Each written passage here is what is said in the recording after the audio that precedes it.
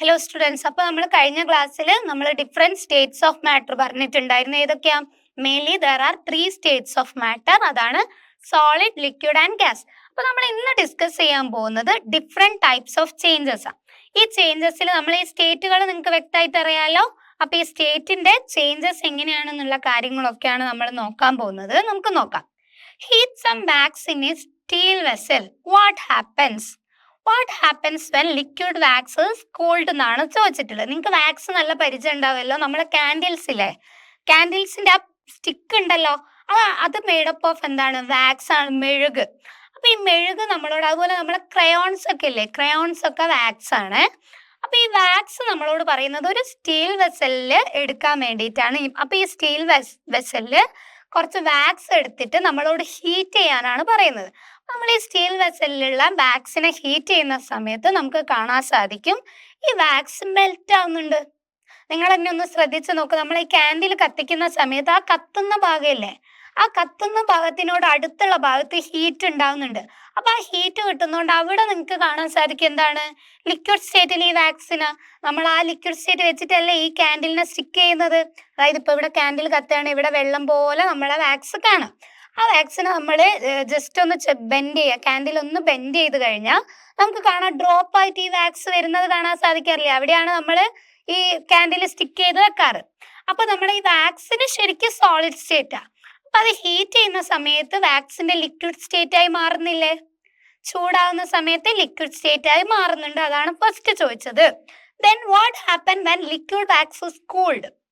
ഇപ്പൊ നമ്മൾ പറഞ്ഞു ഇതിനെ ബെൻഡ് ചെയ്യുന്ന സമയത്ത് ഡ്രോപ്പ് ആയിട്ട് വീഴുന്നു നമ്മൾ പറഞ്ഞു. അത് ജസ്റ്റ് ഒന്ന് ഹീറ്റ് ചെയ്യാതെ അങ്ങനെ തന്നെ വെച്ചാൽ നമുക്ക് കാണാൻ സാധിക്കും ഈ ഡ്രോപ്പ് വീണ്ടും എന്തായി മാറുന്നുണ്ട്? വാക്സ് ആയിട്ട് മാറുന്നില്ലേ? സോളിഡ് ആയിട്ട് മാറുന്നില്ലേ?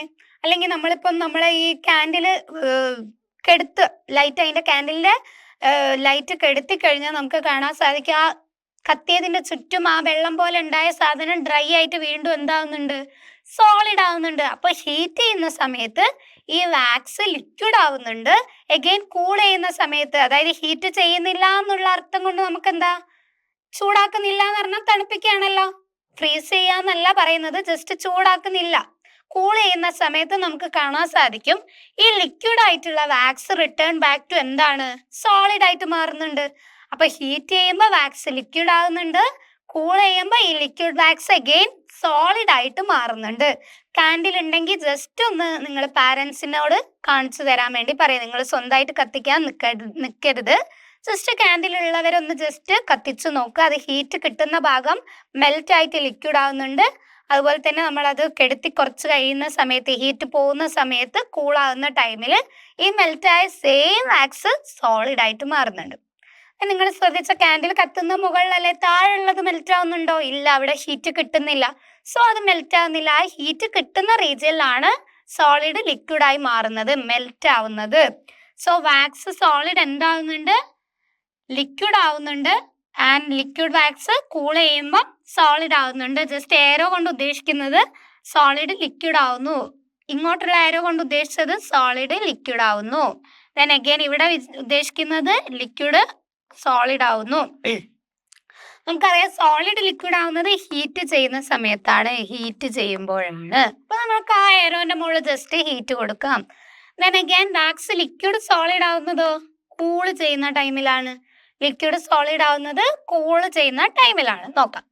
Have you seen that wax can be converted from solid to liquid and vice versa? നമ്മൾ കണ്ടു. നമ്മളിപ്പോൾ ആ കാര്യമാണ് ഡിസ്കസ് ചെയ്തിട്ടുള്ളത്. നമ്മളെ കാൻഡിലിന്റെ എക്സാമ്പിൾ വെച്ച് നമുക്ക് മനസ്സിലായി ഹീറ്റ് ചെയ്യുന്ന സമയത്ത് വാക്സ് ലിക്വിഡ് ആവുന്നുണ്ട്, അതുപോലെ കൂൾ ചെയ്യുന്ന ടൈമിൽ ഈ ലിക്വിഡ് വാക്സ് സോളിഡും ആവുന്നുണ്ട്. But if a piece of paper is burned into ash, can it be changed to paper again? നമുക്കിപ്പോൾ മനസ്സിലായി. നമ്മളിപ്പോൾ വാക്സ് മെൽറ്റ് ചെയ്ത് കഴിഞ്ഞാൽ, ഹീറ്റ് ചെയ്ത് കഴിഞ്ഞാൽ അത് കൂൾ ചെയ്താൽ തിരിച്ച് നമുക്ക് വാക്സ് അങ്ങനെ തന്നെ കിട്ടുന്നുണ്ട്. എന്നാൽ ഞാനിപ്പോൾ ഒരു പേപ്പർ എടുത്ത് ഞാൻ ബേൺ ചെയ്ത് കഴിഞ്ഞാൽ എനിക്ക് എന്ത് കിട്ടുന്നുണ്ട്? ആഷ് കിട്ടുന്നില്ലേ? ബ്ലാക്ക് കളർ ആയിട്ടുള്ള ആഷ് കിട്ടുന്നുണ്ട്. നമ്മളൊന്ന് ചിന്തിക്കുക, ഈ പേപ്പറും ആഷും തമ്മിൽ എന്തെങ്കിലും സിമിലാരിറ്റി ഉണ്ടോ? ഈ പേപ്പർ കത്തി ഉണ്ടാകുന്ന ആഷ് എന്ന് പറയുന്നത് എൻറ്റയർലി ഡിഫറെൻ്റ് ആണ്. കളറിൽ ഡിഫറെൻ്റ് ആണ്, എന്താണ് അതിന്റെ അപ്പിയറൻസ് ഡിഫറെൻ്റ് ആണ്, എല്ലാം ഡിഫറെൻ്റ് ആണ്. ഈ ഒരു പേപ്പറും ഈ ആഷും ഒന്നുകൊണ്ട് ഒരു സിമിലാർ പ്രോപ്പർട്ടീസ് കാണിക്കുന്നില്ല. കറുത്ത് എന്താണ് കറുത്തിട്ടുള്ള പൗഡർ ആയിട്ടാണ് ഈ ആഷ് കാണുന്നത്. ഈ വൈറ്റ് പേപ്പർ കത്തിച്ചിട്ടാണ് ഈ ബ്ലാക്ക് ആഷ് കിട്ടുന്നത്. അതൊരു ന്യൂ പ്രൊഡക്റ്റ് ആണ്, അതായത് ന്യൂ സബ്സ്റ്റൻസ് ആണ്. ഇതിന്റെ ഒരു സിമിലാരിറ്റിയും കാണിക്കുന്നില്ല. അതുപോലെ തന്നെ എന്താണ്, നമുക്ക് ഈ ആഷിനെ തിരിച്ച് പേപ്പർ ആക്കി മാറ്റാൻ സാധിക്കൂല. നമുക്ക് നേരത്തെ വാക്സിൻ എന്തായിരുന്നു, ലിക്വിഡ് ആക്കിയ വാക്സിനെ തിരിച്ച് സോളിഡ് വാക്സ് ആക്കാൻ സാധിച്ചിരുന്നു. എന്നാൽ ഈ കത്തിയ ബേൺഡ് പേപ്പറിന് തിരിച്ച് എനിക്ക് എന്താക്കാൻ സാധിക്കില്ല, ബേൺഡ് പേപ്പറിന്റെ ആഷിനെ തിരിച്ച് എനിക്ക് പേപ്പർ ആക്കാൻ സാധിക്കുന്നില്ല. So if a piece of paper is burned into ash, it can be changed to paper again? No, it can't be changed into paper again. Do all the changes occur at same speed? എല്ലാ ചേഞ്ചസും ഒരേ സ്പീഡിലാണ് occur ചെയ്യുന്നത്? ഒന്ന് ആലോചിച്ച് നോക്കിയേ. നിങ്ങളൊന്ന് ആലോചിക്കുക. മെൽറ്റിംഗ് ഓഫ് ഐസ് നമ്മൾ പറഞ്ഞു ഒരു ചേഞ്ച് ആണ്. മെൽറ്റിംഗ് ഓഫ് ഐസ് ഒരു ചേഞ്ച് ആണ്. അതുപോലെ തന്നെ നിങ്ങളൊന്ന് ആലോചിക്കുക, ഞാൻ പറഞ്ഞല്ലോ rusting of iron. Rusting of iron, iron തുരുമ്പ് പിടിക്കുന്നത് നിങ്ങൾക്ക് നോക്കിയാൽ കാണാം. നിങ്ങളെ അയേൺ കൊണ്ടുള്ള നമ്മളെ ഗ്രില്ലുകളൊക്കെ അല്ലേ, ഗ്രില്ലുകളൊക്കെ കുറെ കഴിയുമ്പോൾ അതിന് മുകളിൽ ഒരു ഓറഞ്ച് ബ്രൗൺ ഒരു കോട്ടിങ് വരുന്നത്, അതൊക്കെ റസ്റ്റിംഗ് ആണ്. അപ്പൊ ഈ റസ്റ്റിംഗ്, ഇപ്പൊ ഞാൻ മെൽറ്റിംഗ് ഓഫ് ഐസ് ഒരു ഐസ് ക്യൂബ് എടുത്ത് എന്റെ കയ്യിൽ വെച്ച് കുറച്ച് കഴിഞ്ഞാൽ അത് ലിക്വിഡായി മാറിയിട്ടുണ്ടാവും. എന്നാൽ ഞാൻ ഈ ഒരു അയേണിന്റെ മെറ്റലിന്റെ ഗ്രില്ലില് ഞാൻ പിന്നെ ആ ഗ്രില്ലൊക്കെ ഫിറ്റ് ചെയ്ത്, ന്യൂ ഗ്രില്ല് ഫിറ്റ് ചെയ്ത് നാളെ നോക്കിയാൽ അത് റെസ്റ്റ് ആയിട്ട് എനിക്ക് കാണാൻ സാധിക്കൂല. ആഫ്റ്റർ ലോങ് മന്ത്സോ അല്ലെ ലോങ് ഇയേഴ്സിന് ശേഷമാണ് എനിക്ക് ഈ റെസ്റ്റിംഗ് നോട്ടീസ് ചെയ്യാൻ സാധിക്കുന്നത്. അപ്പൊ നമുക്ക് എന്ത് പറയാം, എല്ലാ ചേഞ്ചസും സിമിലർ സ്പീഡിലല്ല നടക്കുന്നത്. So do all changes occur at same speed? No, എല്ലാ ചേഞ്ചസും ഒരേ സ്പീഡിലല്ല നടക്കുന്നത്. These changes occur in several സ്പീഡാണ്. അതായത് ബേസ്ഡ് ഓൺ ആ ചേഞ്ചിന്റെ പ്രത്യേകതകൾ, എന്തൊക്കെ സബ്സ്റ്റൻസ്, അതിനൊക്കെ ഡിപ്പെൻഡ് ചെയ്തിട്ട് ഓരോ ചേഞ്ചും നടക്കുന്നത് ഓരോ ടൈമിലായിരിക്കും. എല്ലാം പെട്ടെന്നോ അല്ലെ സ്പീഡായിട്ടോ എല്ലാം സ്ലോ ആയിട്ടോ അല്ല. ചിലത് സ്പീഡിൽ നടക്കാം, ചിലത് സ്ലോ ആയിട്ട് നടക്കാം. അങ്ങനെ ഡിഫറെന്റ് ഫാക്ടേഴ്സ് ഉണ്ട് അതിനെ ഡിപ്പെൻഡ് ചെയ്യുന്നത്. അതിനനുസരിച്ച് ഓരോ ചേഞ്ചസും ഓരോ സ്പീഡിലാണ് നടക്കുന്നത്. So all changes are not occurring at same speed. What is the approximate time for a germination of a piece seed? നമ്മളെ പയറില്ലേ, അതിന്റെ സീഡ് നമ്മൾ ജെർമിനേറ്റ് ചെയ്യാൻ വെച്ച് കഴിഞ്ഞാൽ ഏകദേശം എത്ര ടൈം എടുക്കും അത് ജെർമിനേറ്റ് ചെയ്ത് വരാൻ വേണ്ടിയിട്ട്, മുളച്ച് വരാൻ വേണ്ടിയിട്ട്? ഒരു വീക്കൊക്കെ എടുക്കുമല്ലോ. വീക്ക് എന്തായാലും എടുക്കും. സപ്പോസ് എന്താണ്, വീക്സ് എടുക്കും എന്ന് വിചാരിക്കാം.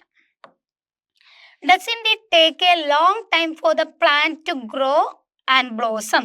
അപ്പൊ അത് ജെർമിനേറ്റ് ചെയ്യാൻ ഒരു വീക്കൊക്കെ എടുത്തു, അല്ലെങ്കിൽ കൂടിപ്പോയ ഒരു 4-5 ദിവസം, അല്ലെങ്കിൽ ഒരു വീക്ക് എടുത്തു എന്ന് വിചാരിക്കാം. അതേ സെയിം പ്ലാന്റ് വളർന്ന് വലുതായിട്ട് ജസ്റ്റ് ബ്ലോസം, പൂക്കൾ ഉണ്ടാവാൻ എത്ര ടൈം എടുക്കും? സെവറൽ മന്ത്സ് എടുക്കൂലേ? ചെറിയ വീക്ക് കൊണ്ട് അത് പൂക്കൾ ഇടുന്നുണ്ടോ? ഇല്ല, സെവറൽ മന്ത്സ് എടുക്കുന്നുണ്ട്.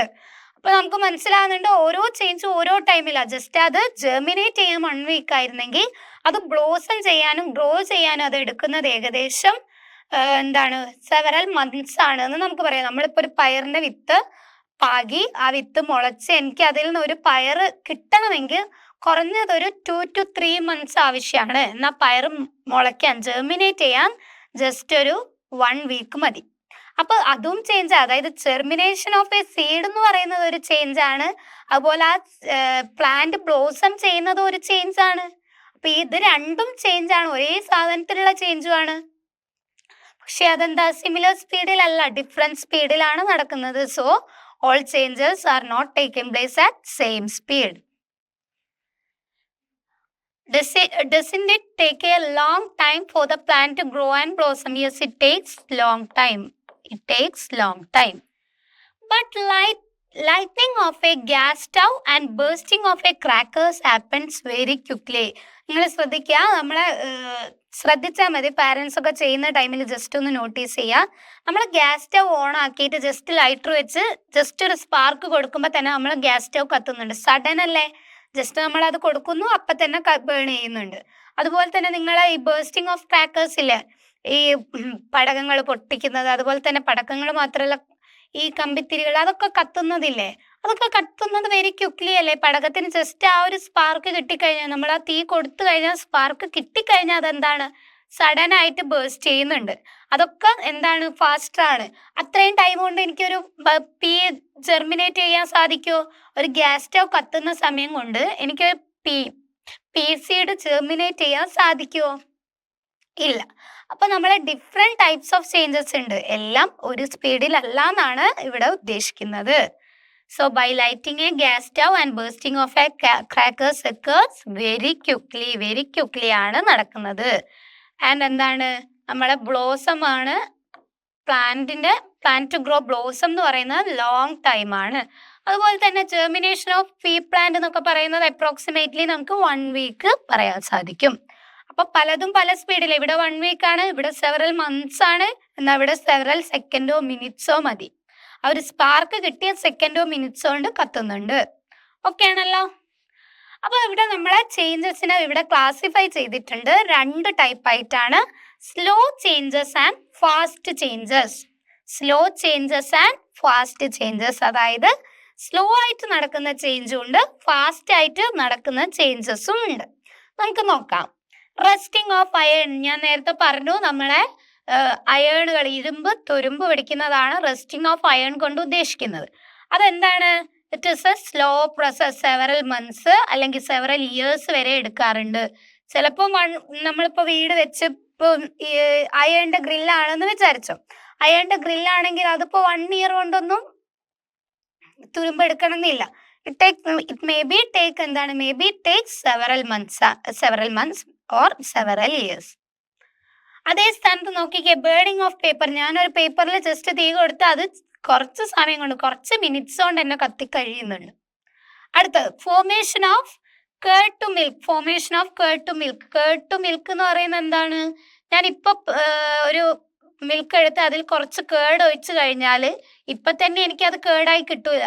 അതൊരു നമ്മളൊരു നൈറ്റൊക്കെ അതങ്ങനെ ഒഴിച്ചു വെച്ചാൽ നെക്സ്റ്റ് മോർണിംഗോ ആഫ്റ്റർനൂണോ ആകുമ്പോഴാണ് പ്രോപ്പർ നല്ല കേർഡായിട്ട്, അതായത് നല്ല പുളിപ്പുള്ള കേർഡായിട്ട് മാറുന്നുള്ളൂ. സഡൻ ആയിട്ട് മാറുന്നില്ല. എനിക്കിപ്പോ ഇപ്പം കേർഡ് വേണമെന്ന് പറഞ്ഞാൽ മിൽക്ക് ഉണ്ടെങ്കിൽ എനിക്ക് കേർഡാക്കാൻ സാധിക്കില്ല. അതൊരു സ്ലോ പ്രോസസ്സാണ്. അടുത്തത് ഗ്രോത്ത് ഓഫ് എ പ്ലാന്റിന്റെ ഗ്രോത്ത്. നമ്മൾ പറഞ്ഞു ജെർമിനേഷന് 1 വീക്ക് എടുക്കുന്നുണ്ട്, അത് വലുതാവാൻ സെവറൽ മന്ത് എടുക്കുന്നുണ്ട്, ബ്ലോസം ഉണ്ടാവാൻ അതിലും കൂടുതൽ ടൈം വേണം. അപ്പൊ നമ്മളൊരു പ്ലാന്റിന്റെ ഗ്രോത്ത് എന്ന് പറയുന്നത് കുറേ ഘട്ടങ്ങളുണ്ട്, സ്ലോ ആയിട്ട് നടക്കുന്നതാണ് പ്ലാന്റിന്റെ ഗ്രോത്തിന്റെ കാര്യം. അതുപോലെ തന്നെയല്ലേ ഹ്യൂമൻസ്, എനിമൽസിന്റെ ഗ്രോത്ത് ഒക്കെ സ്ലോ പ്രോസസ് ആണ്. അടുത്തത് റൈപ്പനിങ് ഓഫ് എ ഫ്രൂട്ട്. നിങ്ങൾക്കറിയാം, ഒരു ഫ്രൂട്ട് റൈപ്പൻ ചെയ്യാന്ന് പറഞ്ഞാൽ ആദ്യം അത് ഫ്ലവർ ചെയ്യും, പിന്നെ അത് ചെറിയൊരു സീഡ് പോലെ വരുന്നുണ്ട്, സീഡല്ല ചെറിയൊരു ഫ്രൂട്ടായിട്ട് വരുന്നുണ്ട്. ദെൻ അഗെയിൻ അത് വലുതായി ആണ് വരുന്നത്. സഡൻ ആയിട്ട് ഇന്നിപ്പോ രാവിലെ പോയിട്ട് ഉച്ചയാകുമ്പോഴേക്ക് എനിക്കത് ഫ്രൂട്ടായി കിട്ടുന്നൊന്നുമില്ല. അതൊരു സ്ലോ പ്രോസസ്സാണ്. സ്ലോ പ്രോസസ് ആയിട്ടാണ് അത് ഫ്രൂട്ടായിട്ട് റൈപ്പനായി വരുന്നത്. ഓക്കെ ആണല്ലോ. Then weathering of rock. റോക്കിന്റെ വെതറിങ് എന്ന് പറയുന്നത് ഭയങ്കര സ്ലോ ആയിട്ടുള്ള പ്രോസസ്സാണ്. അടുത്തത് ബേണിംഗ് ഓഫ് എ പേപ്പർ. നമ്മൾ പറഞ്ഞു പേപ്പർ കത്തിച്ചു കഴിഞ്ഞാൽ അപ്പൊ തന്നെ അത് കത്തുന്നുണ്ട്. Then explosion of fire crackers പറഞ്ഞു, അതിനൊരു ഫയർ കിട്ടിക്കഴിഞ്ഞാൽ അത് സഡൻ ആയിട്ട് ബേസ്റ്റ് ചെയ്യുന്നുണ്ട്. Melting of ice. ജസ്റ്റ് ഒരു ഐസ് പീസ് എടുത്ത് നമ്മളെ കയ്യിലോ പാത്രത്തിലോ വെച്ച് കഴിഞ്ഞാൽ കുറച്ച് മിനിറ്റ് കഴിയുമ്പോഴേക്ക് ആ ഐസ് മെൽറ്റായി കഴിഞ്ഞിട്ടുണ്ടാവും. Then dissolution of salt in water. നമ്മളെ വാട്ടറിൽ ജസ്റ്റ് നമ്മൾ സോൾട്ട് മിക്സ് ചെയ്ത് കഴിഞ്ഞാൽ കുറച്ച് ടൈം കൊണ്ട് തന്നെ അതെന്താണ്, അതിൽ ഡിസോൾവ് ആയിട്ടുണ്ടാവുന്നുണ്ട്, കുറച്ച് ടൈം മതി. ദെൻ കമ്പഷൻ ഓഫ് LPG ഒക്കെ കത്തിക്കഴിഞ്ഞാൽ സഡൻ ആയിട്ടാണ് അത് കമ്പഷൻ നടക്കുന്നത്. നമ്മൾ പറഞ്ഞു നമ്മൾ ഗ്യാസ് സ്റ്റവ് കത്തിക്കുന്നത് LPG വരുന്നു. നമ്മൾ ആ ജസ്റ്റ് ഒരു സ്പാർക്ക് കൊടുക്കുകയാണ് ലൈറ്റർ വെച്ച് ചെയ്യുന്നത്. ആ സ്പാർക്ക് കിട്ടുന്ന സ്പോട്ട് തന്നെ അതിൽ ലൈറ്റ് വരുന്നുണ്ട്. അപ്പൊ അതെന്ന് പറയുന്നത് ഫാസ്റ്റ് ചേഞ്ചസ് ആണ്. അപ്പൊ ഇവിടെ ഫാസ്റ്റ് ചേഞ്ചസും സ്ലോ ചേഞ്ചസും തന്നിട്ടുണ്ട്. ഇവിടെ ഓൾമോസ്റ്റ് 5 എക്സാമ്പിൾ വീതം തന്നിട്ടുണ്ട്. ഇതല്ലാതെ നിങ്ങളുടെ ചുറ്റും കാണുന്ന ചേഞ്ചസ് ഒബ്സർവ് ചെയ്യുക. ദെൻ ഈ ടേബിളിൽ കുറച്ചുകൂടെ ആഡ് ചെയ്യാൻ ശ്രമിക്കുക. ഈ എക്സാമ്പിൾസ് അല്ലാതെ നിങ്ങൾക്ക് അറിയുന്ന എക്സാമ്പിൾസ് ജസ്റ്റ് ഒബ്സർവ് ചെയ്തിട്ട് ഈ ടേബിൾ ഒരു 5 എക്സാമ്പിൾസ് അല്ലേ ഉള്ളൂ, നിങ്ങൾ ഒരു 3 എണ്ണം വെച്ച് ഫാസ്റ്റിലും സ്ലോയിലും കൂടെ ഒന്ന് ആഡ് ചെയ്യുക. ടോട്ടൽ ഇത് 8 ആക്കാൻ നിങ്ങളൊന്ന് ശ്രമിക്കുക. അടുത്ത നമ്മൾ പറയാൻ പോകുന്നതാണ്, നമ്മൾ ആദ്യം ചേഞ്ചസിനെ ക്ലാസിഫൈ ചെയ്തു, slow changes and fast changes. അടുത്ത ക്ലാസിഫിക്കേഷൻ ആണ് physical changes and chemical changes. അതെന്താന്ന് നമുക്ക് നോക്കാം. What is the difference between the burning of a piece of paper and melting of a wax?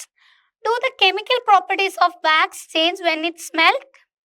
നമ്മൾ 2 എക്സാമ്പിൾ പറഞ്ഞത് ഓർക്കുന്നുണ്ടോ? മെൽറ്റിംഗ് ഓഫ് വാക്സ്, അതായത് heat ചെയ്താൽ ലിക്വിഡ് ആവും, ദെൻ കൂൾ ചെയ്താൽ അഗെയിൻ സോളിഡ് ആവും. അവിടെ എന്തെങ്കിലും കെമിക്കൽ ചേഞ്ച് നടക്കുന്നുണ്ടോ ആ വാക്സിന്?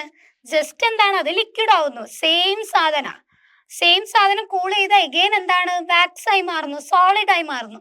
അതായത് സോളിഡിന്ന് ലിക്വിഡ് ആവും, ലിക്വിഡിന്ന് സോളിഡ് ആവും. ആ ഒരു ചേഞ്ച് മാത്രമല്ലേ ഉള്ളൂ. വാക്സ് എന്നുള്ള സബ്സ്റ്റൻസ് മാറുന്നില്ല, അത് ലിക്വിഡ് ആയപ്പോൾ വാക്സ് ആണ്, ദെൻ സോളിഡ് ആയപ്പോൾ അഗെയിൻ വാക്സ് തന്നെയാണ്. ഒരു മാറ്റവും ഉണ്ടാവുന്നില്ല, ജസ്റ്റ് ചേഞ്ച് ഓഫ് സ്റ്റേറ്റ് മാത്രം. സോളിഡ് ലിക്വിഡ് ആയി, ലിക്വിഡ് അഗെയിൻ സോളിഡ് ആയി. ആ ഒരു സ്റ്റേറ്റിലുള്ള ചേഞ്ച് ആണ് അവിടെ നടക്കുന്നത്. എന്നാൽ നമ്മളെ ബേണിംഗ് ഓഫ് പേപ്പർ ഒന്ന് ആലോചിച്ച് നോക്കിക്കേ. അവിടെ നിങ്ങൾ ആലോചിക്കുക, പേപ്പർ ബേൺ ചെയ്ത് കഴിഞ്ഞ ആഷായി. ആഷ് എന്ന് പറയുന്ന പുതിയൊരു സബ്സ്റ്റൻസ് ആ. പേപ്പറിന്റെ ഒരു ക്വാളിറ്റിയും കാണിക്കാത്ത സാധനമാണ് നമ്മൾ ആഷ്. അതുപോലെ ആഷിന്റെ ഒരു ക്വാളിറ്റിയും പേപ്പറിനും ഇല്ല. അതായത് രണ്ടും എൻറ്റയർലി ഡിഫറെന്റ് സാധനമാണ്. അപ്പോൾ ബേണിംഗ് ഓഫ് പേപ്പറിൽ ഉണ്ടാകുന്ന ആഷ് എന്ന് പറയുന്നത് ന്യൂ സബ്സ്റ്റൻസ് ആണ്. ആൻഡ് ദിസ് ന്യൂ സബ്സ്റ്റൻസിന് ന്യൂ പ്രോപ്പർട്ടീസും ആണ്. അതിന് എഗെയിൻ എനിക്ക് എന്താണ്, പേപ്പർ ആക്കി മാറ്റാൻ സാധിക്കുന്നില്ല. അപ്പൊ ഈ ഒരു ടൈപ്പ് ചേഞ്ചിന്, അതായത് വൺസ് ഒരു ന്യൂ സബ്സ്റ്റൻസ് ഫോം ചെയ്തു, അതിന് റിവേഴ്സ് തിരിച്ചെനിക്ക് എന്താണ്, എങ്ങനെയാണോ ഉണ്ടായിരുന്നത് പേപ്പറിലേക്ക് മാറ്റാൻ സാധിക്കുന്നില്ല, ഇറിവേഴ്സിബിൾ ആയിട്ടുള്ള ചേഞ്ച് ആണെങ്കിൽ അതിന് നമുക്ക് എന്ത് പറയാം, കെമിക്കൽ ചേഞ്ച് എന്ന് പറയാം. So burning of a paper is a chemical change and melting of wax is a physical change. കാരണം എന്താണ്, ഫിസിക്കൽ ചേഞ്ച് മെൽറ്റിംഗ് ഓഫ് വാക്സിൽ നടന്നിട്ടുള്ളൂ. അത് സോളിഡ് ലിക്വിഡായി, ലിക്വിഡ് സോളിഡായി. എന്നാൽ ബേണിംഗ് ഓഫ് പേപ്പറിൽ കെമിക്കൽ ചേഞ്ച് ആ. കാരണം പേപ്പർ ആഷായി. ആഷ് എന്ന് പറയുന്ന പേപ്പറായിട്ട് ഒരു ബന്ധമില്ലാത്ത സാധനമാണ്. സോ പ്രോപ്പർട്ടീസ് ഒക്കെ മാറി, ന്യൂ സബ്സ്റ്റൻസ് ഫോം ചെയ്തു. ക്ലിയർ ആയല്ലോ? അപ്പൊ നമുക്കൊന്ന് ഡെഫിനിഷൻ നോക്കാം. ഇമ്പോർട്ടന്റ് ആണ് ഈ ഡെഫിനിഷൻ, പഠിച്ചിരിക്കണം. No new substance are formed during physical change. നിങ്ങൾ ആ എക്സാമ്പിൾ വെച്ചിട്ട് ഈ ഒരു ഡെഫിനിഷൻ മനസ്സിലാക്കിയാൽ നിങ്ങൾക്ക് കാര്യങ്ങൾ കിട്ടും. അപ്പൊ നോക്ക്, no new substance are formed during physical change. Physical ചേഞ്ചിൽ ന്യൂ സബ്സ്റ്റൻസ് ഫോം ചെയ്യുന്നില്ല. വാക്സിനെ ആലോചിക്കുക, വാക്സ് തന്നെയാണ്, ലിക്വിഡ് വാക്സ് ആയെന്നുള്ളൂ, ന്യൂ സബ്സ്റ്റൻസ് ഇല്ല. Only the molecular arrangement changes. അവിടെ എന്താണ്, മോളിക്യുലാർ അറേഞ്ച്മെന്റ് ആണ് മാറിയിട്ടുള്ളത്. നമ്മളെ മോളിക്യൂളിന്റെ അറേഞ്ച്മെന്റ് മാറി. സോളിഡ് ആയിരുന്ന സാധനത്തിന്റെ അറേഞ്ച്മെന്റ് ലിക്വിഡ് ആയപ്പോൾ ഒരു മാറ്റം ഉണ്ടായി. But in chemical change, a substance is converted to another one. Paper ash. രണ്ടും ഡിഫറെന്റ് സാധനമാണ്. So new substance formed, one substance is converted to a new substance. While in the case of wax or in case of physical change, there no new substance are formed. Liquid wax, solid wax, liquid wax, solid wax. That is, no new substance are formed, only difference in the physical arrangement. In the case of chemical change, a new substance is formed, which is entirely different from the initial substance, that is paper and a ash. Paper and ash is the example. That means new molecules are formed. നമ്മൾ പറഞ്ഞു new substance form ചെയ്യാൻ ഉദ്ദേശിച്ചത് എന്താണ്? That is, new substances formed. So നമുക്ക് ഇവിടെ ഒരു table തന്നിട്ടുണ്ട്. Classify the following changes into physical change and chemical change. നമുക്ക് പറയാം ഫിസിക്കൽ ചേഞ്ച് എന്താണെന്നറിയാം, കെമിക്കൽ ചേഞ്ച് എന്താണെന്നറിയാം. ഫിസിക്കൽ ചേഞ്ചിൽ ജസ്റ്റ് അതിന്റെ ഫിസിക്കൽ സ്റ്റേറ്റ്, സോളിഡ് ലിക്വിഡ് ആവുന്നു, ലിക്വിഡ് ഗ്യാസ് ആവുന്നു, അങ്ങനെയുള്ള ചേഞ്ചസ് അല്ല. അത് അവിടെ ന്യൂ സബ്സ്റ്റൻസ് ഫോം ചെയ്യുന്നില്ല. എന്നാൽ കെമിക്കൽ ചേഞ്ചിൽ ന്യൂ സബ്സ്റ്റൻസ് ഫോം ചെയ്യുന്നു. എഗെയിൻ അതിനെ എനിക്ക് തിരിച്ച് അതേ ഒരു സ്റ്റേറ്റിലേക്ക് മാറ്റാൻ സാധിക്കുന്നില്ല. അപ്പൊ ഇവിടെ കുറച്ച് എക്സാമ്പിൾ തന്നിട്ടുണ്ട്, നമുക്ക് കാര്യങ്ങൾ മനസ്സിലായിട്ടുണ്ട്. അപ്പൊ നമ്മൾ എന്താണ് ഫിസിക്കൽ ചേഞ്ച്, കെമിക്കൽ ചേഞ്ച് എന്നുള്ള കാര്യങ്ങൾ നമുക്ക് മനസ്സിലായിട്ടുണ്ട്. ഇനി ഇത് വെച്ചിട്ട് നമ്മൾ എന്താക്കാൻ പോവാണ്, ടേബിൾ ഫില്ല് ചെയ്യാൻ പോവാണ്. നോക്കാം, ഇവിടെ ഞാൻ ടേബിൾ ഫില്ല് ചെയ്തിട്ടുണ്ട്. നമുക്ക് ഓരോ എക്സാമ്പിളും നോക്കാം. Physical change, melting of wax. നമ്മൾ പറഞ്ഞു മെൽറ്റിംഗ് എന്ന് പറഞ്ഞാൽ സോളിഡ് വാക്സ് ലിക്വിഡ് വാക്സ് ആയി മാറും. Formation of ice. ഞാനിപ്പോൾ കുറച്ച് ലിക്വിഡ് വെള്ളം എടുത്തിട്ട് ഫ്രീസറിൽ വെച്ച് കഴിഞ്ഞാൽ അതെന്താവും, ഐസ് ആവും. അതെന്താണ്, ജസ്റ്റ് ലിക്വിഡ് സോളിഡ് ആയി മാറിയല്ലേ ചെയ്തത്. എഗെയിൻ ആ ഐസിനെ ഞാൻ എന്താക്കുകയാണ്, ഐസിനെ ഹീറ്റ് ചെയ്യുകയാണെങ്കിൽ എഗെയിൻ അതെന്താവുന്നുണ്ട്, ലിക്വിഡ് ആയി മാറുന്നുണ്ട്. ഫിസിക്കൽ സ്റ്റേറ്റിലേ മാറ്റുള്ളൂ, ന്യൂ സബ്സ്റ്റൻസ് ഫോം ചെയ്യുന്നില്ല. So that is a physical change. പിന്നെ melting of ice. Ice form ചെയ്യുന്നതും ഐസ് മെൽറ്റ് ചെയ്യുന്നതും എന്താണ്, ഫിസിക്കൽ ചേഞ്ച് ആണ്. Dissolution of salt in water. ഞാനിപ്പോൾ ഒരു സോൾട്ട്, കുറച്ച് വാട്ടർ, ബീക്കറിൽ വാട്ടർ എടുത്തു, അതിൽ സോൾട്ട് ഇട്ടു, ഡിസോൾവ് ചെയ്തു. സോൾട്ട് വാട്ടർ ആയി മാറിയല്ലോ. ദെൻ അഗെയിൻ ഞാൻ ഈ വാട്ടറിന് ഇവാപ്പറേറ്റ് ചെയ്യാൻ വെക്കുകയാണെങ്കിൽ എനിക്ക് ആ സോൾട്ട് ബാക്ക് ആയിട്ട് കിട്ടുന്നുണ്ട്. അവിടെ ജസ്റ്റ് ഒരു ഫിസിക്കൽ സ്റ്റേറ്റിലുള്ള ഒരു മാറ്റം ഉണ്ടാവുന്നുള്ളൂ. എനിക്കത് റിവേഴ്സിബിൾ ആണ്, തിരിച്ചു കിട്ടുന്നുണ്ട്, വെള്ളവും കിട്ടും, ദെൻ എന്ത് കിട്ടും, സോൾട്ടും സെപ്പറേറ്റ് ചെയ്യാൻ സാധിക്കും. അവിടെ ന്യൂ സബ്സ്റ്റൻസ് ഒന്നും ഫോം ചെയ്യുന്നില്ല. ജസ്റ്റ് അത് രണ്ടും മിക്സ് ആയിട്ട് ഒരു സാധനം ഉണ്ടായി എന്നല്ലാതെ അവിടെ പുതിയൊരു സബ്സ്റ്റൻസ് ഉണ്ടാവുന്നില്ല. ക്ലിയർ ആയോ? That is an example for physical change. അടുത്ത കെമിക്കൽ ചേഞ്ച്, കേർഡിങ് ഓഫ് മിൽക്ക്. നമ്മൾ പറഞ്ഞു മിൽക്ക് കേർഡ് ആവുന്നു. മിൽക്കിന്റെ എന്തെങ്കിലും പ്രോപ്പർട്ടി ആണോ കേർഡിനുള്ളത്? മിൽക്കും കേർഡും തമ്മിൽ നല്ല ഡിഫറൻസ് ഉണ്ട്. ജസ്റ്റ് കളർ വേണമെങ്കിൽ പിന്നെയും നമുക്ക് സേവ് ആന്ന് പറയാം.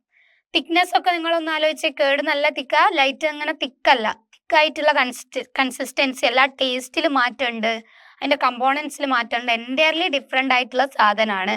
എനിക്ക് കേർഡിനെ തിരിച്ച് മിൽക്ക് ആക്കാൻ സാധിക്കുമോ?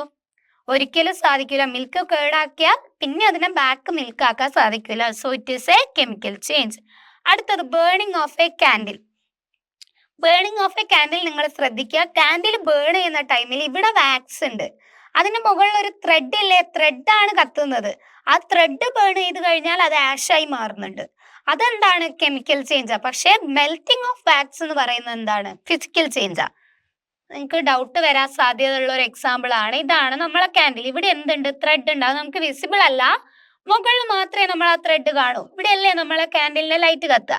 നിങ്ങൾക്കറിയാം, ഈ കത്തുന്നതിനനുസരിച്ച് ഈ ത്രെഡ് ഇങ്ങനെ കുറഞ്ഞു കുറഞ്ഞു വരുന്നില്ലേ? അത് കത്തി കത്തി പോയിട്ട് എന്താകുന്നുണ്ട്? ആഷ് ഫോം ചെയ്യുന്നുണ്ട്. ദിസ് ത്രെഡ് ഫോംസ് എന്താണ്? Forms ash. അതെന്തായിട്ട് നമുക്ക് പറയാം? Chemical change. Chemical change. Then again ഇവിടെ എന്തുണ്ട്? വാക്സ് ഇല്ലേ? ഈ മെൽറ്റിംഗ് ഓഫ് വാക്സ് എന്ന് പറയുന്നത്, ഈ ഒരു വാക്സിന്റെ മെൽറ്റിംഗ് ഓഫ് വാക്സ് എന്തായിട്ട് പറയാം? Physical change. അത് മാറിപ്പോരുത് ആ രണ്ട് എക്സാമ്പിളും. കാരണം ബേണിംഗ് ഓഫ് കാൻഡിലിന് രണ്ട് കേസ് ഉണ്ട്. ആ രണ്ട് കേസ് ആലോചിക്കുക. കാൻഡിൽ ബേൺ ചെയ്യുമ്പോൾ വാക്സ് മെൽറ്റ് ചെയ്യുന്നത് ഫിസിക്കലും, അതുപോലെ അതിൻ്റെ ഉള്ളിലുള്ള ആ ഒരു കാര്യം ത്രെഡ് ബേൺ ചെയ്യുന്നത് കെമിക്കലും, വാക്സ് മെൽറ്റ് ചെയ്യുന്നത് ഫിസിക്കലും ആണെന്നുള്ള കാര്യം ഓർത്തു വെക്കുക. then അടുത്തത് റെസ്റ്റിംഗ് ഓഫ് അയൺ. നമ്മൾ പറഞ്ഞു ആ റെസ്റ്റ് ചെയ്ത അയണിനെ തിരിച്ച് അയണാക്കി മാറ്റാനൊന്നും പറ്റൂല. അതിന്റെ ക്വാളിറ്റി നഷ്ടപ്പെട്ട് പോവുകയാണ് ചെയ്യുന്നത്. Last burning of firewood. നമ്മൾ വിറക് കത്തുമ്പോൾ എന്താണ്? ആഷായി മാറുന്നുണ്ട്. ആഷിനെ തിരിച്ച് വിറകാക്കാൻ പറ്റുമോ? ഇല്ല. അതെന്താണ്? Chemical change. ആഷും വിറകും നല്ല ഡിഫറെന്റ് ആയിട്ടുള്ള സാധനമല്ലേ? ന്യൂ സബ്സ്റ്റൻസ് അല്ലേ ഫോം ചെയ്തിട്ടുള്ളത്. അപ്പൊ നമ്മൾ കെമിക്കൽ ചേഞ്ചും ഫിസിക്കൽ ചേഞ്ചും ക്ലാസിഫൈ ചെയ്തിട്ടുണ്ട്, എക്സാമ്പിൾസ് വെച്ച് ക്ലാസിഫൈ ചെയ്തിട്ടുണ്ട്. ജസ്റ്റ് ഒന്ന് ടേബിൾ ആയിട്ട് പറയുകയാണെങ്കിൽ പ്രോപ്പർട്ടീസ് ഒന്ന് എഴുതി വെച്ചോ. Chemical change, then physical change. Physical ചേഞ്ചിൽ നമുക്ക് പറയാൻ സാധിക്കും, ഫസ്റ്റ് പോയിന്റ് ആയിട്ട് നമുക്ക് പറയാൻ സാധിക്കും no new substance formed. No new substance formed. ഈ ടേബിൾ പഠിച്ചു വെക്കണേ. ഇത് വെച്ചിട്ട് നിങ്ങൾക്ക് ക്വസ്റ്റ്യൻസ് വരാം. കെമിക്കൽ ചേഞ്ചിൽ new substance formed.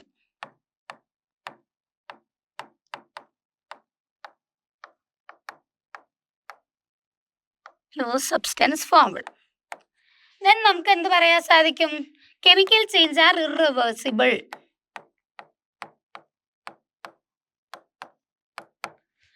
Physical change mostly ആണ്. മോസ്റ്റ്ലി എന്താണ്? Mostly reversible. ഐസിനെ ലിക്വിഡ് ആക്കിയാൽ തിരിച്ച് ഐസ് ആക്കാനാവൂലേ?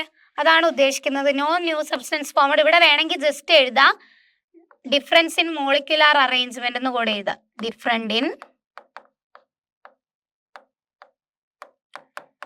മോളിക്യുലാർ അറേഞ്ച്മെന്റ് എന്നുള്ള പോയിന്റ് കൂടി എഴുതാം.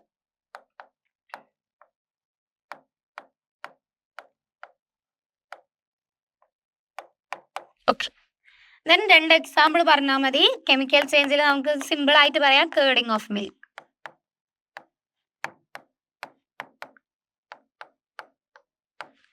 ഇവിടെ ജസ്റ്റ് പറയാം മെൽറ്റിംഗ് ഓഫ് വാക്സ്.